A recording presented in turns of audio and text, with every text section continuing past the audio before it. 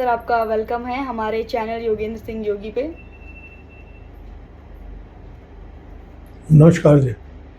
नमस्कार sir. Audience को बहुत ज़्यादा वेट रहता है ऐसी चीज़ों का। सर आज का कंसेप्ट बहुत ज़्यादा इम्पॉर्टेंट भी है, इंटरेस्टिंग भी है, तो कुछ क्वेश्चन रहेंगे हमारे उससे रिलेटेड। सर बेसिकली अभी जो मौजूदा सरकार है उसके बारे में बहुत सारी चीज़ें आती रहती हैं और हम बिल्कुल उस पर वीडियोस एंड ऑल करते रहते हैं। बट सर बहुत इंपॉर्टेंट टॉपिक आज का इसलिए है क्योंकि हमारा पहला क्वेश्चन है जो आज की गवर्नमेंट सर चल रही है, जो इनकी रणनीति है, जैसे ये इतना हिंदू मुस्लिम करते हैं तो ये क्यों करते हैं सर, इसकी हिस्ट्री क्या है और इनका पर्पस क्या रहता है इतना इन्वॉल्व होने का इन सब चीज़ों में। ठीक बात है। असल में जो आप पूछ रहे हो कि ये क्यों करते हैं, पिछले 10 साल से इन्होंने बहुत ज़्यादा उन्माद फैलाया हुआ है। तो जो पहली जो तुमने दूसरी बात पूछी उसको पहले ले लेता हूँ कि पहले पर्पस कह देता हूँ, बता देता हूँ। पर्पस तो देखो हर पॉलिटिकल पार्टीज़ का सबका यही रहता है कि आपने इलेक्शन जीत के सत्ता में आना। तो मोटो तो सबका यही है कि किसी तरह से भी मेजोरिटी को प्रभावित करना और सत्ता में आना। अच्छा, मेजोरिटी को प्रभावित करने के लिए दो तरीके हैं। या तो आप परफॉर्मेंस दो कि गवर्नमेंट पब्लिक को जो है उनको उसके जो ड्यू हैं वो डिलीवर करो, जो आपने प्रॉमिस किए हैं, जो या जो पब्लिक का असली हक है। पब्लिक का असली हक क्या है? पब्लिक, नॉर्मल पब्लिक तो मांगती है एक तो रोटी कपड़ा और मकान हर एक को सुनिश्चित हो, एक जो है सबको अपना सुरक्षा मिले। तो ये बेसिक पर्पज़ है। लेकिन पब्लिक तो चाहती है कि जो मूल मुद्दे हैं, जैसे हमारा स्वास्थ्य का मुद्दा है, जो शिक्षा का मुद्दा है, या जो अपना बेरोजगारी है, महंगाई है, तो पब्लिक और उसके बाद जो कर ब्रॉड मुद्दे तो विदेश नीति, तरक्की, बिजनेस, इकोनॉमिक, इंडस्ट्री, एग्रीकल्चर, बहुत सारे हैं, युवा है, महिलाओं का है। तो या तो आप अच्छा परफॉर्म करो। दूसरा तरीका ये है कि अगर आप अच्छा परफॉर्म ना कर सको तो उनको ध्यान भटकाओ। अगर आप मान लो आप तकरीबन हर चीज़ों फेल है तो फिर आप इमोशनल मुद्दे, रीजनल मुद्दे उठा लो। तो सोसाइटी को डिवाइड कर दो। सोसाइटी को डिवाइड आप कई तरह से कर सकते हो। हर एक अपना, कोई कास्ट के नाम पे कर दे, कोई रीजन के नाम से कर दे, कोई रिलीजन के नाम से कर दे, कोई। तो इन्होंने जो है इसको रिलीजन का इनको ज़्यादा सूट किया, क्योंकि वो कह रहे कि मेजोरिटी हिंदू हैं और माइनॉरिटीज़ में जो है बाकी सब कौमें हैं। और माइनॉरिटी में मेजर जो है वो मुस्लिम है, बाकी छोटी मोटी क्रिश्चियन भी हैं, हमारे यहाँ सिख भी हैं, जैन भी हैं, बौद्ध भी हैं। तो ये है। तो ये मेन जो है इनको पर्पज़ ये है कि डिवाइड कर दो। तो पहले तो मेजोरिटी हिंदुओं की अभी भी नहीं है, खैर, तो इस तरह की कट्टरपंथी भी नहीं, पर धीरे धीरे इन्होंने एक वोट बैंक तैयार कर लिया जो हिंदुओं के बारे में जाने जाने पर वो मुस्लिम के खिलाफ रहते हैं। तो वो पर्पज़ ये है कि उस बहाने से अपना वोट बैंक और इलेक्शन जीतते हैं। अब जो हिस्ट्री है इनकी, हिस्ट्री इनकी ऐसी है कि जो जब हमारा आज़ादी का मूवमेंट चल रहा था, तो हमारा आज़ादी का मूवमेंट नॉर्मली 1857 से शुरू हुआ।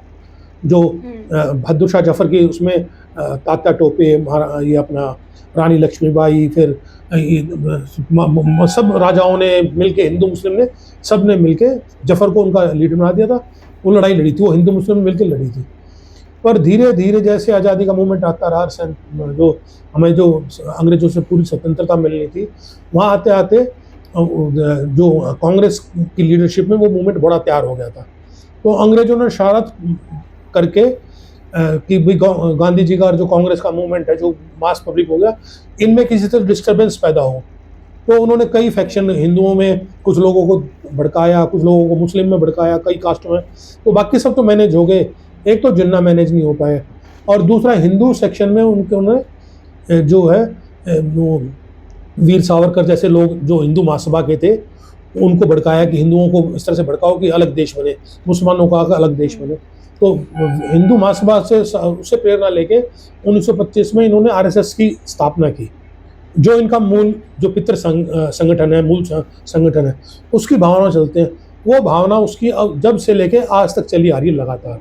तो बीजेपी तो आरएसएस की एक पॉलिटिकल विंग है। उसकी इस तरह से कि बीजेपी जैसी 70-80 से ज़्यादा विंग्स हैं, शाखाएं हैं। उसमें स्टूडेंट्स की भी हैं, कृषि समाज की भी हैं, अल्पसंख्यक मोर्चा भी बना रखा है, महिला भी हैं, युवा भी है, इस तरह से जातियों के हिसाब से भी है। तो उनकी वो पॉलिटिकल विंग है। पर मूल जो सोच है वो वहीं से है, जो हिंदुज़म के, कट्टर हिंदुज़म की बात पे वो चल रहे हैं। और पहले तो इनका प्रभाव नहीं रहा क्योंकि कांग्रेस का प्रभाव बहुत ज़्यादा था, वो सबको साथ लेके चले थे। पर धीरे धीरे जैसे मुल्क में तरक्की होती रही, आज़ादी का मूवमेंट स्लो होता रहा, लोगों में भावनाएं बदलती रही, तो ये जो है, पर ये अपनी कोशिशों में जब से लगे ही रहे। तो पर इनको पूर्ण समझ नहीं मिली। 77 में ये जनसंघ भंग करके जनता पार्टी में बना दिया, और जनता पार्टी की सरकार बनी और 2.5 साल में टूट गई। तो फिर सब लोग अलग अलग हो गए, तो इन्होंने फिर वो भारतीय जनता पार्टी बना ली, और 1980 में। और तो 1980 में भी इनको सफलता मिली। और जो 84-85 वाला इलेक्शन आया, तो उसमें ये सिमट के पूरी सिर्फ 2 सीटों पे रह गई बीजेपी, क्योंकि वो इंदिरा गांधी की एसिनेशन था, लहर हुई, तो इनको फिक्र बहुत ज़्यादा होगा कि अब आगे कैसे बढ़ेंगे। तो 2 सीटों पे रह गई। तो उसके बाद राजीव गांधी आए, राजीव गांधी ने बड़ा अच्छा चलाया। तो राजीव गांधी टाइम में रामायण सीरियल का प्रचारण हुआ, राजीव गांधी ने ताला खुलवाया और शिलान्यास कर दिया। तो इनको ये क्लिक मिल गया कि ये जो है, ये हिंदू वाला मामला शायद चल सकता है, रामायण सीरियल देखिए। तो इन्होंने जो राम मंदिर आंदोलन था, उसको तुरंत अपने VHP के थ्रू उसको एक्वायर कर लिया, तो कि उसको मतलब कि VHP को आगे करके और ये मूवमेंट चला दिया। और वो मूवमेंट काफ़ी लंबा चला, और उसमें जब मंडल कमीशन आया और VP सिंह ने बैकवर्ड्स के लिए और उसके लिए जब मंडल की सिफारिश लागू कर दी, पूरे देश में एक बैकवर्ड्स की राजनीति का शुरुआत हुई। दलित और अल्पसंख्यक की राजनीति तो पहले से चल रही थी, और बैकवर्ड पॉलिटिक्स की जब शुरुआत हुई, तो ये बुरी तरह से घबरा गए कि भाई ये जो हिंदू हम इकट्ठा कर रहे थे, ये तो जो सबसे ज़्यादा जनसंख्या दलित और हिंदुओं में और बैकवर्ड्स की है, कम मतलब 70-80 अगर इनको मिला ले तो 80% से ऊपर आबादी आ जाती है, या 90% तक। जो उच्च वर्ग है वो तो कम रह जाता है। तो उसके मंडल को काउंटर करने के लिए आडवाणी ने राम रथ यात्रा निकाल दी, लेंगे और मंदिर का मूवमेंट चलाएंगे। और वो यात्रा चली पूरे देश में, और बिहार में लालू जी ने आडवाणी का रथ रोक दिया, उनको गिरफ्तार कर लिया। मोदी जी उस रथ के संचालक थे, साथ चल रहे थे। आडवाणी बड़े लीडर थे, मोदी जो है स्पूतनिक का सारा देश देख रहे थे। तो वो जो है वो रोकते हुए सरकार, उन्होंने समर्थन वापस लिया, सरकार गिर गई, और उससे वो मूवमेंट चलता रहा। और उसके बाद उस मूवमेंट से फ़ायदा उठा के कुछ अलायंस बना के इन्होंने फिर बीच में वाजपेयी जी एक बार 13 दिन की, फिर 13 महीने की, फिर 5 साल की सरकार बनाने में कामयाब हो गए। तो इनको लगा, हालांकि उस टाइम जो अलायंस थे उन्होंने जो मेन मुद्दे थे वो साइड में रख दिए थे। पर धीरे धीरे फिर 2004 में वाजपेयी जी हार गए, तो कांग्रेस की सरकार आ गई, और वो 2004 से 14 तक चली मनमोहन सिंह की सरकार, सोनिया गांधी की लीडरशिप में। तो 2014 आते आते एक करप्शन का माहौल बनाया, एक अन्ना हजारे को सामने रखा और पीछे से उस आंदोलन को बैक किया, और ऐसा माहौल बनाया कि बहुत ज़्यादा करप्शन है, और उस लहर में ये जीत गए। और उसके बाद ये अपने मूल मुद्दे की तरफ बढ़ने लगे। और असल में तो इनका बस मूल मुद्दा ये है कि संविधान में हिंदू वर्ड, सेक्युलर वर्ड हटा के हिंदू राज्य कर दे, जो कट्टरपन की बात है। और उसी का विरोध जो है चलता रहा। 2019 में इन्होंने हिंदू धर्म का भी घालमेल किया, और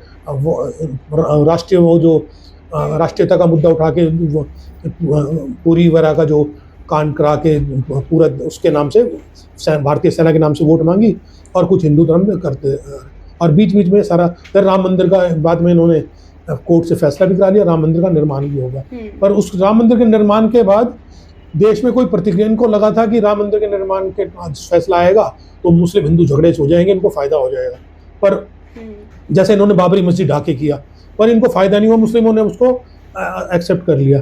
तो अब ये जानबूझ के ढूंढ रहे हैं कि भाई कोई ना कोई मामला चलता रहे। तो ये तो इनका इतिहास रहा, ये इस तरह से इसलिए हिंदुत्व की तरफ चलते हैं। बिल्कुल। तो सर हमें ये तो समझ में आया कि लाइक उनका क्या पर्पस है, वो क्यों इतना ज़्यादा इस टॉपिक को हाईलाइट करते हैं। सर इससे रिलेटेड एक और क्वेश्चन माइंड में आता है कि अगर ये सारी चीज़ें ऐसे इस हिसाब से कर रहे हैं, तो अब ऐसा क्या हो रहा है कि ये हिंदू मुस्लिम छोड़ के जाति जनगणना एंड जातिवाद पे ज़्यादा जा रहे हैं? वहाँ उसमें अभी वो अचानक एक ट्विस्ट आया जिसका ये बहुत विरोध कर रहे थे, क्योंकि वो ये चाहते हैं कि अगर जाति पे इलेक्शन चला गया तो हिंदू टूट जाएगा। और जैसे उत्तर प्रदेश में PDA कह रहे हैं, बिहार में अलग स्लोगन उठ रहे हैं कि PDA मतलब पिछड़े, दलित और अल्पसंख्यक, इस तरह से बात उठ रही है। तो ये पहले तो इनको यही लग रहा था, पर जब लोकसभा का इलेक्शन आया, तो जब इन्होंने इनके कुछ 400 पार का नारा दिया, तो इनके कुछ लीडरों ने कहा कि हमारे पास 400 आ गया तो हम संविधान में चेंज कर देंगे। तो उस मामले को विपक्ष ने बहुत हाथों हाथ लिया कि ये तो चेंज करेंगे और पिछड़ों की शायद मतलब कि हिंदू प्रेमबल में तो चेंज करेंगे, पर हो सकता है पिछड़ों के और दलितों का जो है आरक्षण ना खत्म कर दे। तो ये पूरे देश में इस बात फैल गई और वो जो पिछड़ी जातियां हैं और दलित हैं वो गोलबंद हो गए और इनको जो है बहुमत से नीचे रोक दिया। तो इनको पहली बार समझ में आ गया कि भाई इन जातियों को के पास अगर ये मैसेज चला गया और उन्होंने ले लिया तो आप जो सत्ता से वापस जा सकते हैं। हालांकि उसके बाद इन्होंने 2-3 स्टेट इलेक्शन किसी तरह से मैनेज करके जीत लिए, पर उनको ये लग गया कि अच्छा विपक्ष जो है वो राहुल गांधी खास तौर से इस बात पे अड़े हुए हैं कि हम जाति जनगणना करवा के मानेंगे और तुम ही से करवा के मानेंगे। और इनके सारे लीडर ये कह रहे थे कि राहुल गांधी बिल्कुल देशद्रोही की बात कर रहा है, मुल्क को बांटना चाहता है। और गडकरी साहब ने तो ये भी कह दिया जिसने करी जात की बात उसको लगेगी लात। चारों तरफ से माहौल बन रहा था और अचानक एक दिन तो उस टाइम कंट्री में कुछ और माहौल तो नहीं, ध्यान डाइवर्ट करने के लिए अचानक मोदी जी ने और अमित शाह ने फैसला कर दिया कि नहीं, जबकि जो जनगणना होगी उसमें जाति जनगणना होगी। तो इसके जो कारण मेरे समझ में आते हैं वो 2-3 कारण हैं।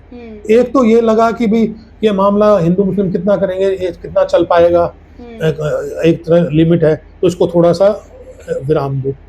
दूसरा इनको ये लग रहा है कि भाई ये जो जातियां हैं हमें किसी तरह से भी ये ना लगे इन पिछड़ी जातियों को, और अल्पसंख्यक तो देखो इनके खिलाफ है ही, पर पिछड़े और दलित जो हैं जो बहुत बड़ी संख्या है इस देश की, उनको ये ना लगे कि हम जाति जनगणना का विरोध कर रहे हैं कि हम उनका विरोध कर रहे हैं। तो उनको ये ना लगे कि हम तो ये घोषणा कर दो। अभी ये सीरियस नहीं है कब करेंगे कैसे करेंगे, इन्होंने सिर्फ घोषणा की, क्योंकि बहुत सारी चीजें घोषणाएं करके रहने भी देते हैं। तो दूसरा कारण ये भी हो सकता है कि ये दिखाना चाह रहे हैं कि हम उनके विरोध में नहीं है, तो कहीं ये जातियां ये ना ले लें।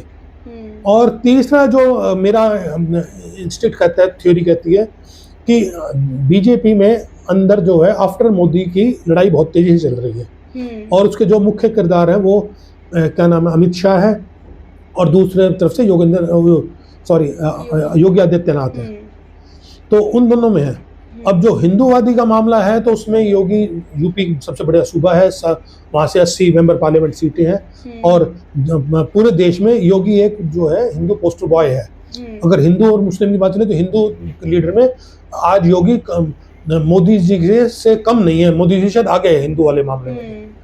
और अगर सरकार की बात की जाए, कॉर्पोरेट की बात की जाए, संगठन में हो तो अमित शाह बहुत पावरफुल है। अमित शाह ने अपने धीरे धीरे सारे जो पॉपुलर लीडर हैं, चीफ मिनिस्टर हैं, सब साइड में लगा दिए कि मेरे सामने कोई अड़े ना। तो वो अब उनके सामने सिर्फ एक चैलेंज है जो योगी आदित्यनाथ है। तो हो सकता है ये अमित शाह जी की भी चाल हो अंदर खाने की भाई ये जो है जाति हिंदूवादी थोड़ा कम कर दो और बात जातियों में चली जाए, तो जिससे जो है धीरे धीरे इसको हिंदूवादी का मामला कम होगा तो योगी आदित्यनाथ का दावा जो है वो हल्का पड़ जाएगा। तो ये भी एक रीज़न हो सकता है, पर चलो कोई भी रीज़न हो, पर ये है कि ये चेंज तो आया ही है।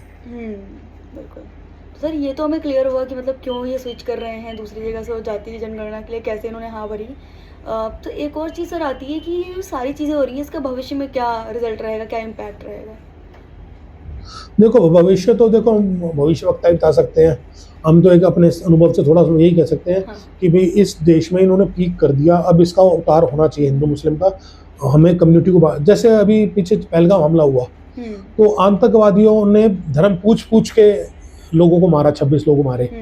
तो उनका पर्पस ये सिर्फ 26 लोग थोड़ी मारने थे, उनका पर्पस तो ये था कि पूरे देश में हिंदू मुस्लिम में डिवीज़न हो जाए और हिंदू मुस्लिम दंगे हो जाए और कश्मीर से जो है पूरा टूरिज्म ख़त्म हो जाए। और वो उसमें कामयाब नहीं हुआ क्योंकि पूरा देश एक इकट्ठा हुआ और सारे हिंदू मुस्लिम सारी पार्टियां मिलके हमने पाकिस्तान से उसको बदला दिया। तो जब उनका पाकिस्तान का और हमारे जो देश विरोधी हैं उनका भी पर्पस यही है और हमारी मेन पार्टी का भी पर्पस ये हो जाए तो बहुत ख़तरनाक बात है। क्योंकि इन सब चीज़ों से लड़ने के लिए, आतंकवाद से लड़ने के लिए, बेरोजगारी से लड़ने के लिए, गरीबी से लड़ने के लिए हमें यूनाइटेड इंडिया चाहिए, डिवाइडेड इंडिया नहीं। तो ये बहुत लंबा चलेगा नहीं, एक इसकी पीक होगी, शायद उसका उतार होना चाहिए। एक तो बात ये है भविष्य में ये होना चाहिए, होगा कि नहीं होगा पता नहीं कितना होगा। और दूसरा ये है कि जो पॉलिटिकल लड़ाई है वो बीजेपी में जो इंटरनल लड़ाई है वो क्या शेप लेगी, तो उसका भी रिजल्ट बदलेगा, क्योंकि बहुत देर से प्रेसिडेंट के ऊपर बात अटकी हुई है कि हिंदुस्तान ये बीजेपी का प्रेसिडेंट कोई 6 महीने 7 महीने 8 महीने हो गए एक्सटेंशन मिल रहा है, डिसाइड नहीं। तो उसमें प्रेसिडेंट से डिसाइड होते ही पता चल जाएगा कि फ्यूचर की पॉलिटिक्स क्या है। अगर आरएसएस का नॉमिनेटेड प्रेसिडेंट आ गया तो फिर आगे आरएसएस की चलेगी, ये जो मोदी और शाह लॉबी है ये वीक पड़ जाएगी, और इनका प्रेसिडेंट आ गया तो फिर आरएसएस वीक पड़ जाएगा, तो फिर ये जिस तरह से चाहेंगे इस तरह से पॉलिटिक्स में ले जाएंगे। पर कर मिला के फ्यूचर ऐसा होना चाहिए कि हिंदुस्तान में कम्युनल टेंशन या जाति के नाम से किसी के नाम से कम डिवीज़न हो तो अच्छा है। यूनाइटेड इंडिया का ही भविष्य अच्छा है, और हमें इन सब चीज़ों से दूर हट के अपनी प्रोग्रेस पे, अपनी टेक्नोलॉजी पे, बच्चों हेल्थ पे, एजुकेशन पे, बेरोज़गारी पे, उद्योग धंधों पे, कृषि पे, महिलाओं पे, इन सब पे ध्यान देना चाहिए, जब जाके देश इस तरह के जो मुद्दे हैं वो बहुत देर तक रहने नहीं चाहिए, और रहते हैं तो भारत का दुर्भाग्य है। तो ये सब इस तरह से। Okay sir, so thank you so much. हमारे क्वेश्चन यहीं तक थे एंड हमें बहुत सारी चीज़ें इन सारे टॉपिक से रिलेटेड समझ में आई। नमस्कार सर, एंड आई होप हमारी ऑडियंस को भी काफ़ी कुछ जानने और सीखने को मिला होगा। तो मेरी आपसे रिक्वेस्ट है कि अगर आपने इस वीडियो को एंड तक देखा है तो उसको अपने फ्रेंड्स एंड फैमिली में ज़रूर शेयर करें, ताकि वो भी और ज़्यादा अवेयर हो सके उन चीज़ों से जो हमारी ही कंट्री में चल रही हैं। अगर आप हमारे चैनल पे पहली बार आए हैं तो आप सब्सक्राइब कर सकते हैं for more such content. And अगर आपको वीडियो अच्छी लगी डू लाइक, अपना ओपिनियन कॉमेंट बताना बिल्कुल मत भूलिएगा। Thank you.